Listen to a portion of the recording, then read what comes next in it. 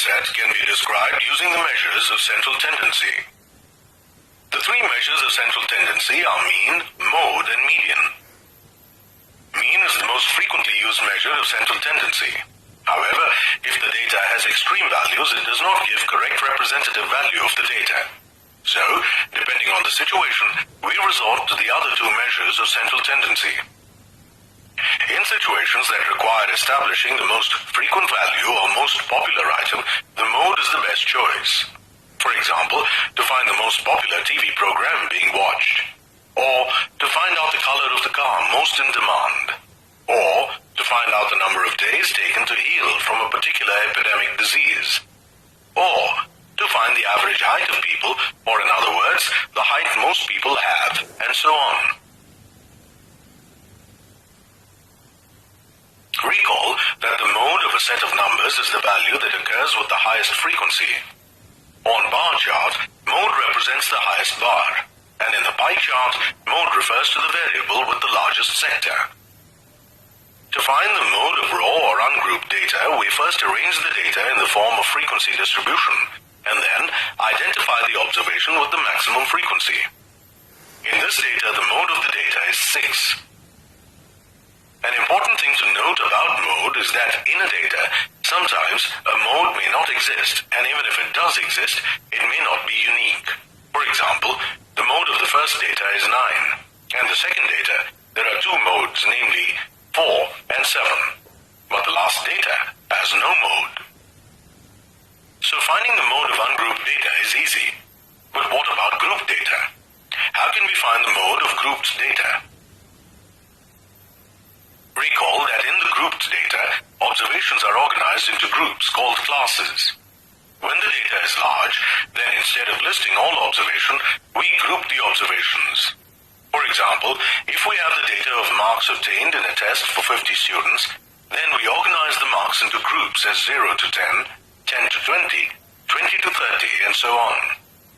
These groups are called classes. Similarly, if a store manager has to maintain the data of items sold and their prices, he or she can group the price and make the price range, and then list the items under each category. Can you find the mode of these data sets? In the first data, the maximum frequency is 10, which corresponds to class intervals 70 to 80. Now, let's observe the second data that shows the frequency distribution of price range of items sold. Look through the frequencies. The highest value is 15, corresponding to class 60 to 80. Now, in both the cases, the mode refers to the entire class, that is the range of values and not the single value. So what is the value of the mode? Is the mode the highest, lowest, or the midpoint of the class? Let's find out.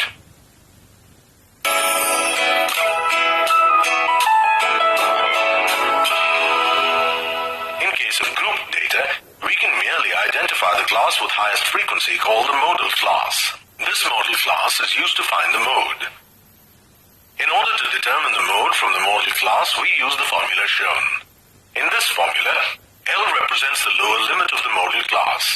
H is the size of the class interval. We assume that all class sizes are equal. F1 represents the frequency of the modal class. F0 represents the frequency of the class preceding the modal class, and F2 represents the frequency of the class succeeding the modal class. We can simplify or rewrite this formula like this. If the difference between the frequencies of the modal class and the class preceding it is D1, and the difference between the frequencies of the modal class and the class succeeding it is D2, then the formula looks like this. The purpose of this formula is to identify one value within the modal class that seems to be the peak of the smoothed out histogram drawn for the data. Let's go back to our data sets and find their modes. In the frequency distribution of marks scored by 50 students, the modal class is 70 to 80 with frequency 10. So L, the lower limit of the modal class, is 70. H, the class size, is 10. The frequency F0 of the class preceding the modal class is 5, and the frequency F2 of the class succeeding the modal class is 7. The frequency of modal class is F1. Now, mode is given shown here. L is 70 and H is 10. D1, the difference between the frequencies of the modal class and the class preceding it, is 5. And D2, the difference between the frequencies of the modal class and the class succeeding it, is 3. Putting these values in the formula, we get the mode, which is 76.25. Modal value 76.25 signifies that most number of students scored 76.25 marks. Let's now come to the frequency distribution of our second data set, which is the frequency distribution of price range of items sold. The modal class in this distribution is 60 to 80. Let's find the mode of this data. The mode can be calculated as shown here. The mode 64.62 means the maximum number of items was sold for this price. Now, what if we don't have a class on the left or on the right of the modal class? For example, in this data, showing the number of children in particular age groups, we do not have a class preceding the modal class. Can we use the same formula to find the mode? Yes, we can. In such cases, we assume that the frequency of the missing class to be 0 and use the same formula. That is, we assume f0 to be 0 and then calculate the mode by substituting the values in the formula. So, in all these data sets, we have seen that they have continuous classes with equal class size. And in all these cases, the modal class is unique too. That is, the highest frequency is occurring only once. Mode can be calculated only in case of continuous classes. So, in case the classes are not continuous, they need to be converted to continuous classes. However, it is possible to calculate the mode in case of unequal class sizes. You will learn about the methods to do so in higher grades.